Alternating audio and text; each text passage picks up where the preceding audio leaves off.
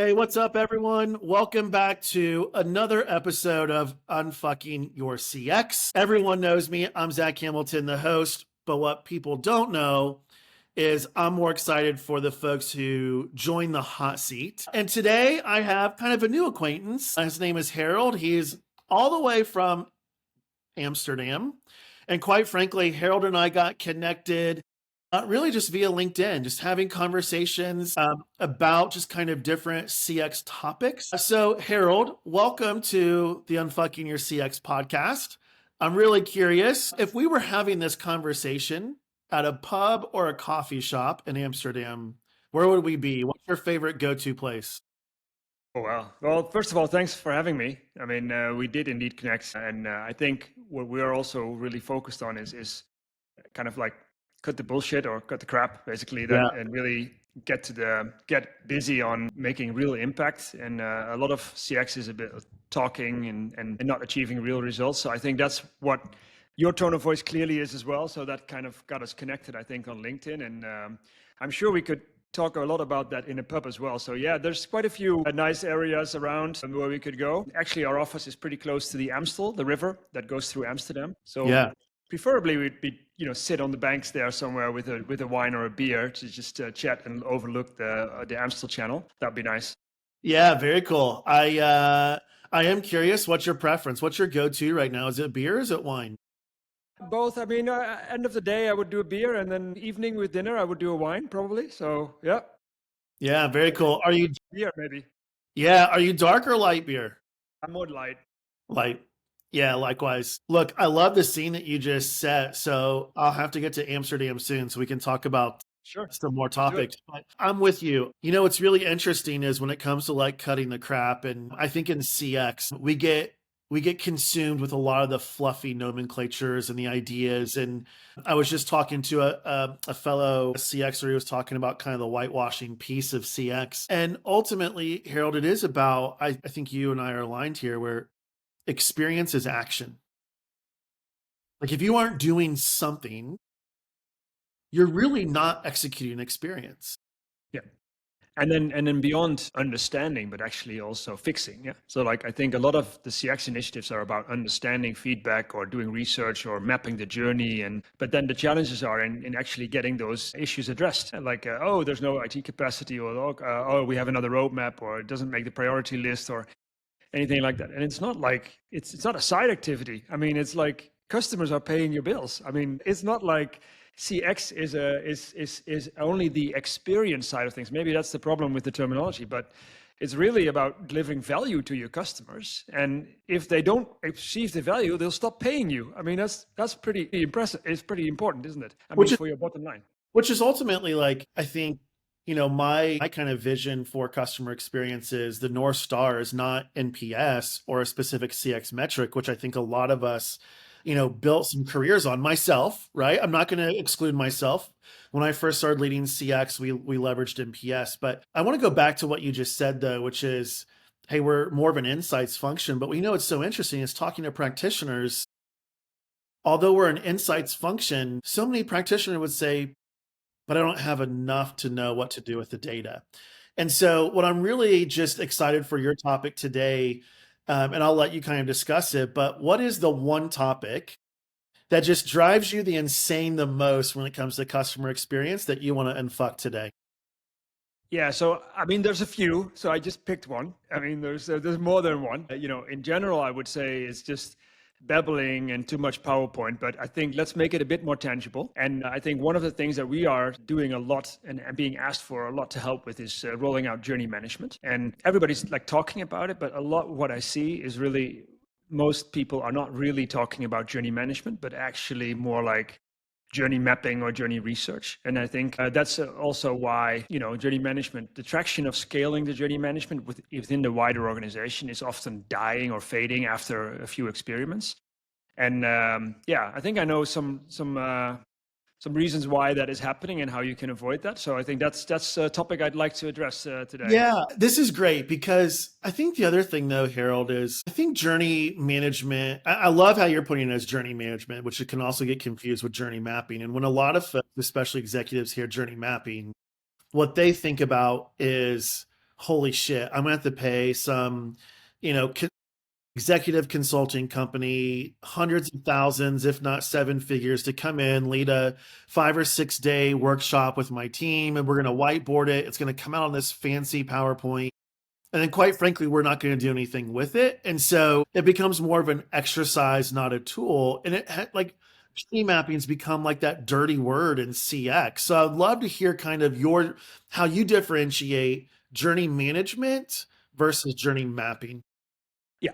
So of course it originated initially with the CX people and service designers who thought, okay, who had the great insight that, hey, looking at research insights, siloed is not very useful. I mean, if you have it mapped out across the entire journey, then really as a company, you have a much better holistic understanding of your customer issues and your customer value being perceived across all your departments and your channels. I mean, that's of course still very valuable, but that's insight. Yeah, then of course you need to act on those insights, and that's where this approach kind of falls short. So it's great to have the understanding, but then of course you want to say, okay, how do we get from understanding to continuous improvement across all those touch points to drive this end-to-end experience from pre-purchase to post-purchase and the whole like customer loyalty that comes with it. And ultimately, of course, bottom line. Yeah, because that's less churn, higher customer satisfaction, loyalty, and more conversion if you do all those things right. So that's ultimately the goal. But then what often fails is the whole governance of that. Like how do you, across teams, and because mapping the insights can be done by a researcher or a CX professional, but addressing the insights cannot be done by a single discipline. That's a cross-functional activity. And so really, when you identify all these key opportunities across the whole journey, that's where you then really need to define together, how are we going to address marketing, data analysts, developer, agile teams, and designers and marketeers. How are they going to collaborate to address these across the different channels? So that's one thing, and I'll have a few tips as per your format for that. But that's really where I see the difference, is that mapping a journey is really understanding the insights into your customer, but addressing them requires something else. Yeah, I love the distinction of those, right? When you really think about, in order to drive journey management, of course, you have to start with what is our journey map. And ultimately, I think too many times, Harold, like our journey maps end up with a lot more kind of UX frictions. Fair enough. And I think sometimes we will also confuse in the CX world micro experiences, but they're really UX kind of driven. And then ultimately, right, it's how do you take, and I will get into your player tips, but when I think about my first kind of moment leading CX, of course, I just fell into leading CX like many of us do. And we did run this like journey mapping exercise. And I think, and it took us 2 full days, and I can even remember the conference rooms we did this in at Aaron's, because the conference room was one entire wall was a whiteboard. And so like it was amazing just to get, have the different cross-functional teams get up and they can put their post-its up. And like it was this incredible, I think, bonding moment about, hey, we're really taking control of our customer experience for the very first time, and we're mapping this out. And then ultimately, Harold, I think we all kind of looked at each other with, okay, well, who's going to own this? Because to your point, right, the CX leader, they don't have control of the cross-functional team. So I'm curious, before we get into your 3 player tips, who should be responsible for owning not just the journey mapping process, but the journey management and orchestration piece? Yeah. So very good question. So that's for sure, because if you don't do that, then it's like, oh yeah, we have that list, but IT doesn't have any capacity for the next year, and this roadmap is already booked, and then you don't get anywhere, and you walk out of the room very inspired. And then a week later, nothing happens and everybody's back to the daily work. So I think, first of all, it needs like executive commitment that this is something you want to tackle. And then, of course, you can't start across the board, but maybe start somewhere tangible with a specific example. And then if you define, for example, 5 or 6 key journeys for your company, a journey manager or owner, but I don't quite like the term owner, because you don't own the journey, but I mean, journey manager or whatever, he or she should really be responsible for 3 things: the commercial performance of that journey, the operational efficiency or delivery of that journey, and the customer value, and what is it, retention, loyalty, etc., customer experience of that journey. And I think that's important, and that's often missed, is that the journey is only a CX perspective, or only in process is only an operational efficiency perspective, and or only a commercial conversion perspective. And if those three things are not balanced, then things go wrong, because you're either making commercial decisions that sacrifice the other two, or and then ultimately you want to, of course, maximize your commercial performance based on optimal customer value and efficient delivery. And so that's always a trade-off. And so I think in the end, someone needs to own that journey or manage that journey, who has the skills to balance those, almost like a product owner for a journey, who has the skills to kind of balance those and make the right road mapping priorities. I love that. And that's actually one of your player tips. So I know that's the three I sneaked it in there. player tips, which is amazing, but I want to stick there. So with your 3 player tips, you just kind of covered the first one, right? Which is the journey manager should be responsible for the commercial, operational, and customer value. So when you think about those metrics, a lot of times what I see is they try and measure like the relational NPS across a journey.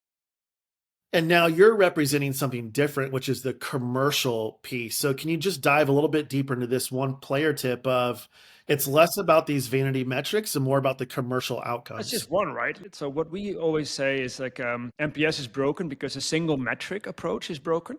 It doesn't mean you should stop with NPS. It should just stop with just one metric. Yeah. So like, because it's too abstract. So I think what we would say is what we call journey monitoring or journey or CX monitoring is really defined across that whole journey. So if you're responsible for a whole proposition and you're the journey manager for that proposition. So let's say you work at a bank and you're responsible for the whole mortgage proposition. Then the whole mortgage journey, there's customer lifetime value for that. There's like a cross-sell ratio maybe, or there's like a churn conversion metrics, or there's a customer satisfaction score. So there's multiple metrics that you can plot across that journey, but there's also elements in from requesting a quote to getting a proposal approved into like assigning a customer and then onboarding them.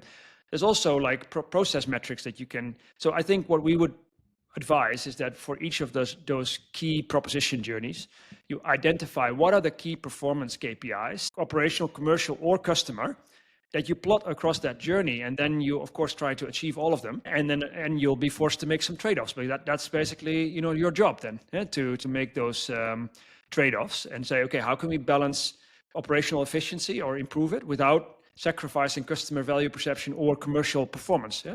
And ultimately, that's a cockpit of levers that you have to play with to optimize the results of those three. And that's basically how we would move away from a single metric that might be NPS related or commercial, or to more like a monitoring system that contains some of those metrics for all three of them.